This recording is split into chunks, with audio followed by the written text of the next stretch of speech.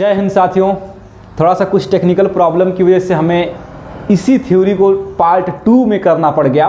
तो हम लोग जहाँ तक समझे थे कि 7वें दिन जो गॉड थे, मतलब परमेश्वर, ईसा मसीह वाला जो सेंस है, क्योंकि बाइबल के अकॉर्डिंग हम लोग सारा सब कुछ पढ़ रहे थे, तो जो 7वें दिन उन्होंने रेस्ट किया था, इसलिए अंग्रेजों का जो कैलेंडर बना उस कैलेंडर में संडे 7वें दिन किया गया और संडे को ही छुट्टी दी गई।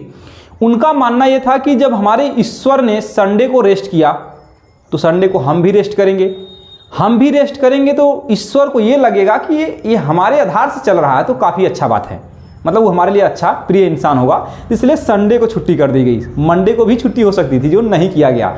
संडे को छुट्टी होती है, ये भी एक धार्मिक मुद्दा के अकॉर्डिंग ही है। हालांकि भारत में संडे को छुट्टी एक अलग कारण से होती है, यहाँ एक संवैधानिक नियम कानून है, इसलिए छुट्टी होता है।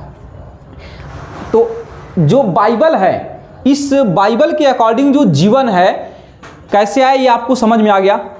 अब बाइबल के अकॉर्डिंग एक नई बात समझिए कि यहाँ पे एक लिखा मैंने नाम है एडम।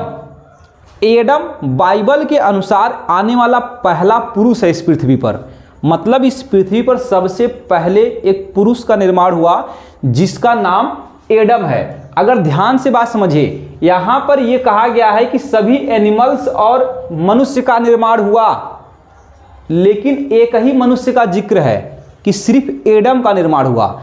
इसके बाद इसी एडम कि पसली से एक बाइबल में एक नया बात है, उसमें लिखा हुआ कि जो एडम थे इनके द्वारा एक गलती हो जाती है, क्योंकि गॉड ने कहा था कि भाई आप फल मत खाइएगा एक पौधे का, तो उस पौधे का जो फल था एडम ने खा लिया, और खाने के बाद जब गॉड ने उन्हें दंड दिया कि हमने मना किया था तुम्हें और तुम फिर भी खा लिए, अपने मन का काम करते हो, इसलिए उनके शरीर से एक 12वीं पसली को निकाली गई। उस पसली को निकालने के बाद एक लड़की बनाई गई जिसका नाम ईवे था, ठीक, ईवे। तो इस बाइबल के अनुसार इस पृथ्वी पर जो प्रथम पुरुष है वो एडम है और प्रथम नारी ईवे है। यहीं पर सारा सिद्धांत बाइबल का जीवन को लेकर के जो है ये खत्म होता है कि जीवन कैसे आया। बाकी अगर आप बाइबल आगे पढ़ेंगे तो बाकी आगे एक अलग कहानी पढ़ने लगेंगे, जीवन बना कैसे, इसके बारे में इतना सब कुछ था। और इतना जितना मैंने आपको बताया है यही आपके सिलेबस में है, यहीं तक बात होगी।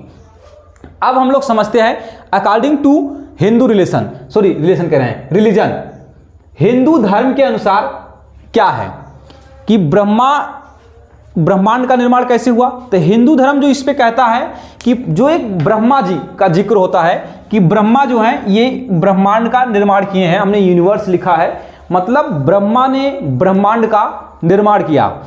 अब जब इन्होंने ब्रह्मांड का निर्माण किया तो इनको जब पृथ्वी भी बनी, उसी में जब पृथ्वी बनी तो पृथ्वी पर जीवन बनने के बारे में जिक्र होता है कि जीवन फिर कैसे आया। तो ब्रह्मा जी की एक लड़की है जिनका नाम सरस्वती है, जिन्हें आप सरस्वती माता कहते हैं, उन्हीं की बात हो रही है।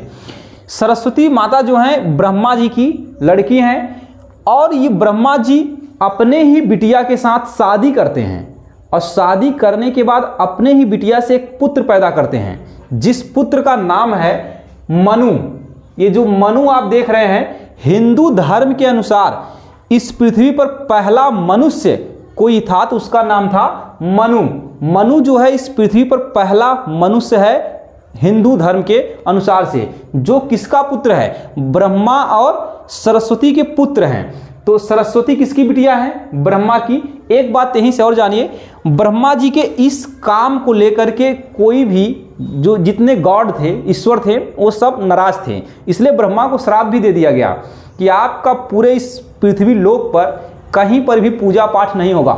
इसलिए आप देखे होंगे तो ब्रह्मा की पूजा पाठ नहीं किया जाता है, कहीं पर भी उनका पूजा पाठ नहीं होता है। राजस्थान में एक जगह है पुष्कर करके, जहाँ पे ब्रह्मा जी की एकलौती मूर्ति है, मतलब पूरे दुनिया में कहीं पर नहीं है, लेकिन वहीं एक जगह उनकी एक मूर्ति है। तो इस तरह से श्राप का सेंस है कि इस वजह से इनकी पूजा पाठ नहीं किया जा सकता है।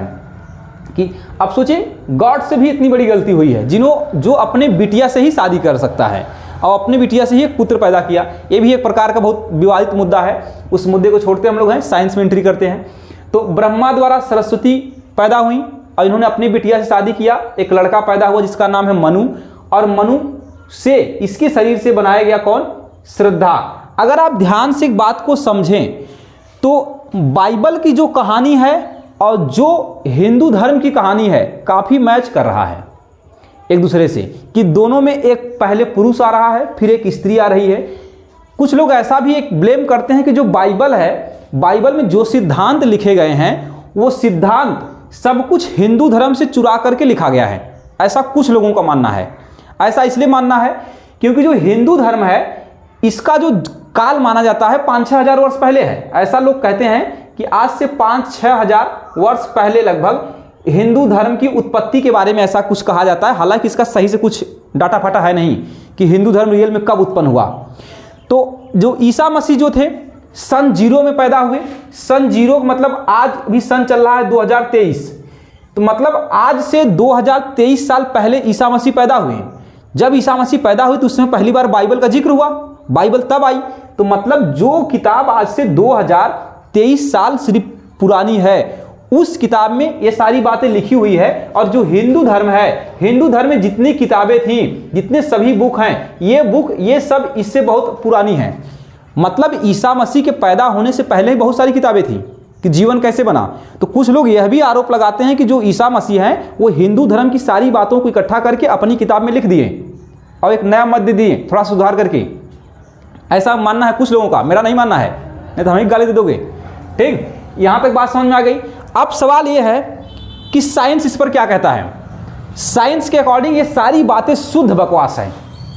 साइंस इस पर मानता है कि ऐसा कुछ भी नहीं हुआ था, गॉड ने नहीं बनाया है, हम लोग जीव विकास की प्रक्रिया में बने हैं। तो एक बात अंतिम में मैं कहना चाहता हूं कि इस थ्योरी को रिजेक्ट कर दिया गया। साइंटिस्ट इस सिद्धांत को नहीं मानते हैं कि हमको गॉड ने बनाया है, क्योंकि हम जीव विकास के जरिए बने हैं। इस पूरे प्रोसेस में आप नोटिस करिए कहीं पर हमने ये नहीं बताया कि हमारा विकास बंदरों से हुआ है, मंकी से मनुष्य का विकास हुआ है, हमने ऐसा कुछ नहीं कहा। जबकि साइंस कहता है कि हमारा विकास बंदरों से हुआ है। अगर साइंस सही है तो ये सारे सिद्धांत फिर गलत हैं जो मैं आपको पढ़ाया। अगर ये सब सही है तो फिर साइंस गलत है। आप कमेंट करके हमको बताइए कौन सा सिद्धांत सही है, साइंस है या रिलीजन। अब आगे बात समझिए, इसमें कुछ और बातें लिखी गई हैं धर्म वाली। धर्म की बातें कहती है कि इस पूरे पृथ्वी पर आप जितने भी एनिमल्स देख रहे हैं, जो भी आज जंतु हैं इस पृथ्वी पर, वो सभी ईश्वर ने बनाया था। जितना भी बनाया था उतना आज भी है, कल भी था, कल भी रहेगा। इसका कहने का मतलब ये है कि जो जंतु है इसे ईश्वर ने बना दिया है और ये जितना है उतना ही रहेगा। लेकिन ये बात गलत है। आप बायोलॉजी में पढ़ेंगे कि ऐसे बहुत जीव हैं जिनका उत्पत्ति हुआ समय के साथ और समय के साथ विलुप्त हो गए। एग्जाम्पल में डायनासोर उसी का उदाहरण है।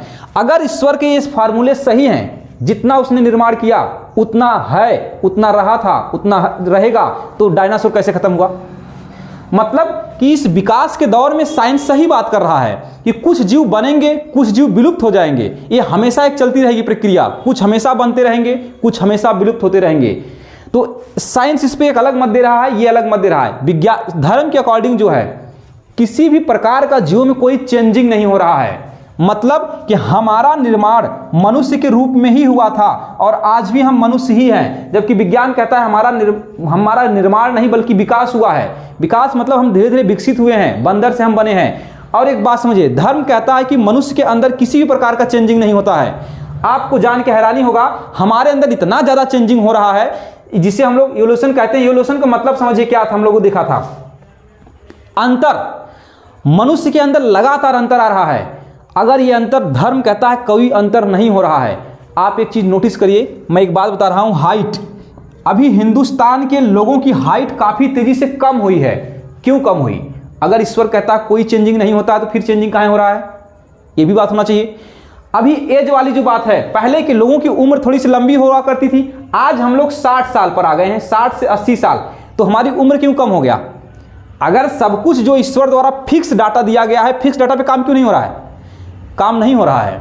इसका मतलब कि हमारे अंदर जो विकास चल रहा है, हमारे अंदर जो विज्ञान का जो नियम है उसके अकॉर्डिंग चल रहा है। हम हमारे विकास का जो रूल है, रेगुलेशन है, वो हमारे ऊपर काम कर रहा है, न कि इस तरह का सिद्धांत। दूसरा बात समझिए, धार्मिक मुद्दों में यह कहा गया कि जो पृथ्वी का उम्र है, पृथ्वी की एज, वो 4000 है। कितना है? 4000, मतलब आज से पृथ्वी केवल 4000 साल पुरानी है। मैं यहाँ आपको एक किताब बताया कि 6000 पुरानी है। किताब जो 6000 पुरानी है और उसमें लिखा है कि पृथ्वी की उम्र का है 4000 पुरानी है। डाटा कितना गलत है। पृथ्वी का जो एज है वो 4.6 अरब है। पृथ्वी का जो एज है वह 4.6 अरब साल है। तो यहां पर भी धर्म गलत साबित हो रहा है कि जो डाटा आप लिखे हैं वो डटवे गलत है। तो इस तरह से आप नोटिस अगर करें तो दिमाग खोल कर अगर आप पढ़ें तो आपको एक चीज समझ में आएगा कि ये जो धार्मिक मुद्दा है इसमें बहुत सारा गलती है, इसमें सारी शुद्धि नहीं है, इसमें बहुत सारी चीजें शुद्ध फालतू है। ऐसा कुछ लोग मानते हैं, मैं नहीं। ठीक, तो आज की कहानी हम लोग यहीं पे ख़त्म कर रहे हैं कि अब आप हमको कमेंट करके बताइए कि जो सारी सिद्धांत आपको समझाए गए हैं कि गॉड ने हमको कैसे बनाया और विज्ञान के द्वारा हम बने, आप थोड़ा बताइए हमको कि आप किस पक्ष के हैं, साइंस या रिलीजन के। आज के लिए बस करते हैं, धन्यवाद।